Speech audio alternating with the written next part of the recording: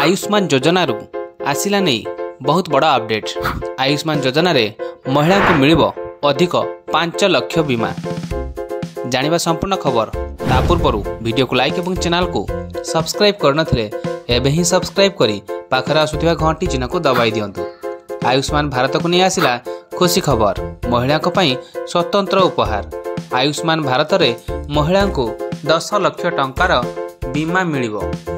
एने सूचना देइछंती स्वास्थ्य मंत्री मुकेश महालिंग। राज्य में खूब शीघ्र लागू हेबो आयुष्मान भारत योजना।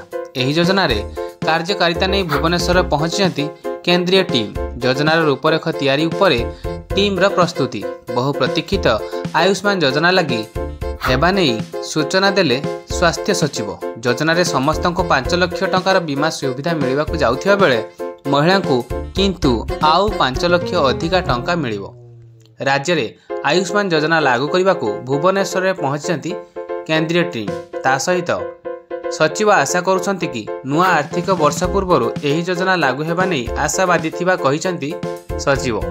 बारंबार केंद्र आयुष्मान योजना लागू करने को चिठी हेउथिले मध्य नवीन सरकार एथिप्रति भ्रूक्षेप करुनथिले। एबे राज्य में डबल इंजिन सरकार। यही योजना लागू हेबारे कौनसी समस्या नहीं। तेणु सरकार प्राथमिकता आधार में राज्य में यही केंद्रीय योजना लागू करने को जाउछंती।